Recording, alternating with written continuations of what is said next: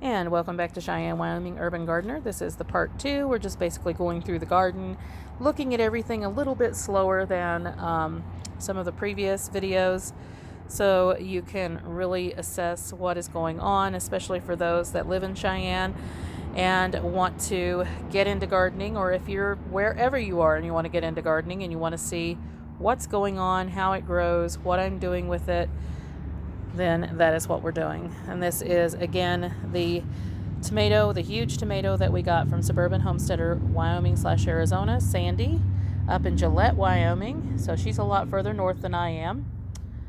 But hopefully we will get to meet each other at some point. And it hasn't started blooming or anything yet. I think I do see some blooms starting right there. So hopefully we get a nice big tomato out of this guy, but I'm not real sure. We're running out of time. And that is our doll baby watermelons. We have so many watermelons in here. It is ridiculous how many that we have. And like I said, we are having loads and loads of watermelons on this guy. And they are icebox style, so they're a little bit larger than personal size watermelons, and they are definitely doing that in comparison with the sugar baby watermelons that we've already had and eaten. They are a little bit larger. That one is especially beautiful, but all of them getting nice and big. And I had wondered if this one is actually part of the doll baby watermelon, so I looked up on the site, and yes, you can have two different colors. You can have the darker and you can have the lighter.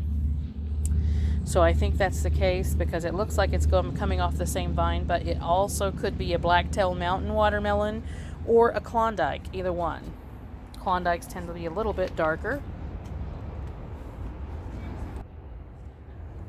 And this again is in a converted kiddie pool. This is a little bit larger than the one with the strawberries out on the north side, but we do have strawberries in here as well, and we have strawberries that are nice and red in there. You can kind of see them peppered throughout.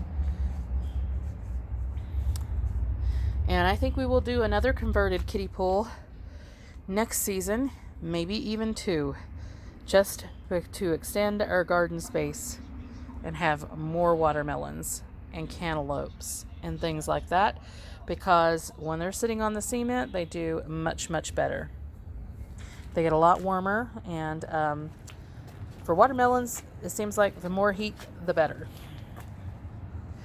And I think our spring burpless cucumber is just about finished, but I did notice it has a couple of more cucumbers on it. You can see them right here, just a little weirdly shapen, but they will still be tasting just fine. And again, here is some of our watermelons. And I forget the variety that this one is. My daughter knows a little bit more because she's the one that planted most of the watermelons. But almost all of the watermelons that we have are small varieties. You can see another cucumber there. And this is the straight 8 cucumber. And a lot of my cucumbers started out really nice, but they are becoming more pointed as the season wears on. You can see that. And we've got another one right there. Nice and big, a little bit pointed. Same with that one, but not quite as bad as those other two.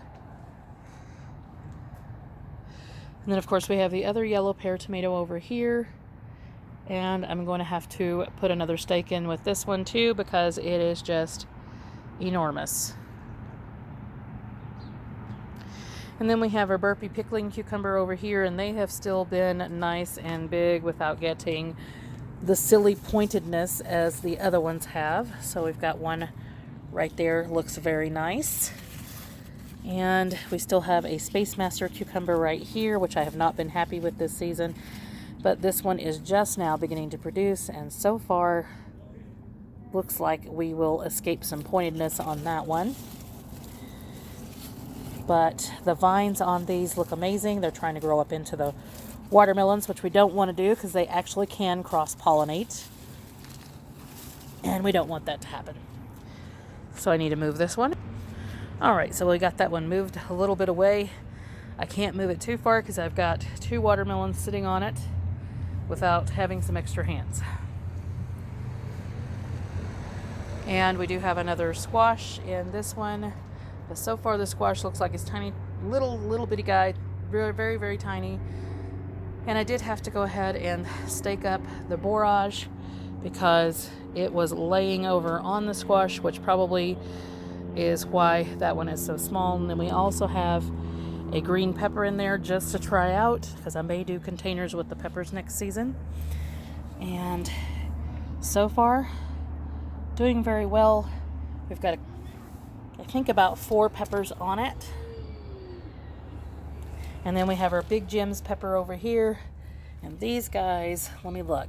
Look at this. They're massive. So there they are. And there are loads of them in here. All over the place.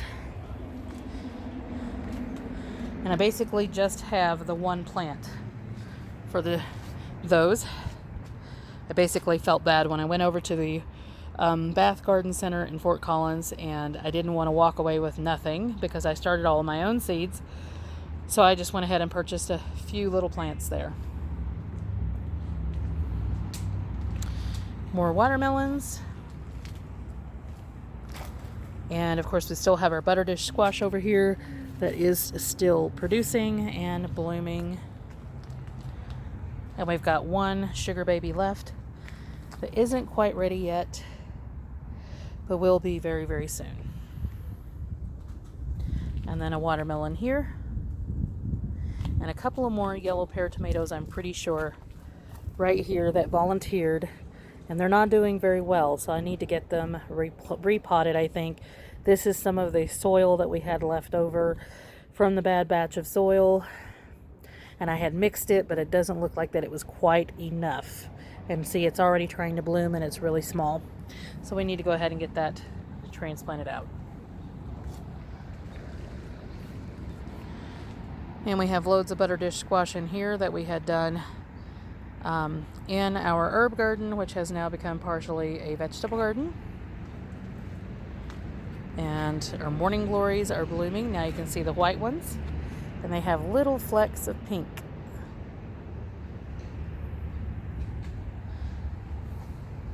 It's still in the morning, just not super early.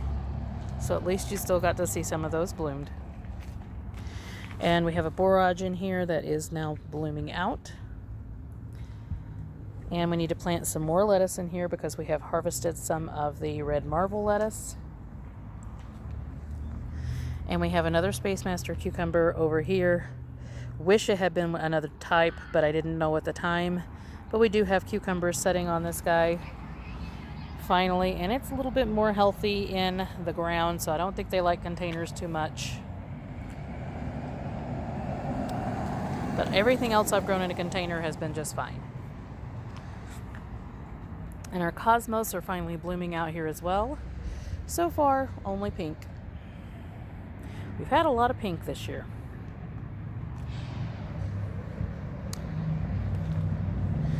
And our elf thyme has bounced back from being trimmed up, and I need to come in here and trim it again.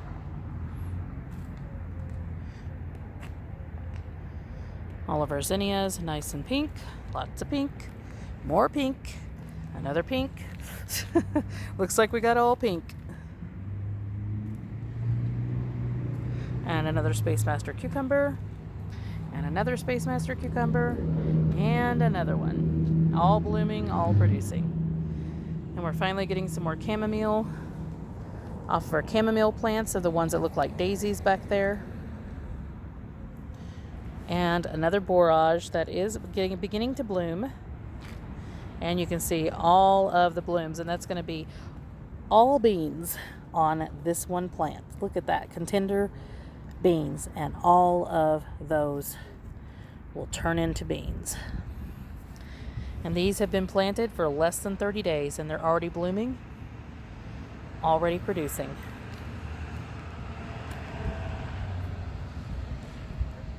And all of our herbs are blooming, and then of course our lettuce is finally going to seed. This is a 4 seasons lettuce. It was a very long lettuce that is fantastic. So look for that lettuce. It works out great for producing all season. And of course, we've got some more radishes in here and yellow chamomile, which has not bloomed because it's first season in here, and more lettuce.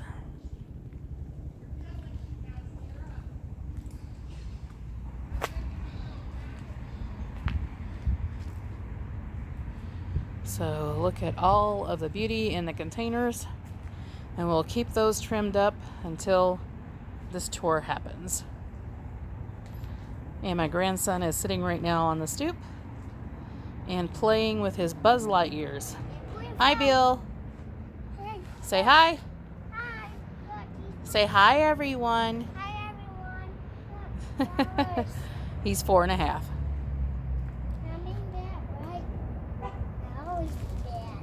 You're not bad. You're a good boy. You're out here playing. I'm putting flowers in Buzz Lightyear's plants. There's one of these ones in the blue. Well, stay out of the plants. Because that is a bad thing to do, to get into plants. So a little correction needed. He was getting into the plants, so I was wondering why he was saying I'm bad. 4.5 years old. That's what happens.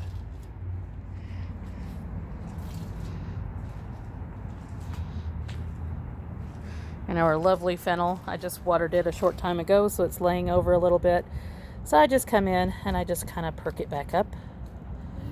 Yeah, show her these flowers, the bananas. It's not bananas, those are bee balm. Bee balm. Where is the bananas, Nana? He wants me to grow some bananas. Look, there's a tomato. Look down there. See that tomato? It needs to be put in the basket. Go put it in the basket for me, please. So he tries to help out with the garden. He helped out a lot with the cleanup in the last 2 days.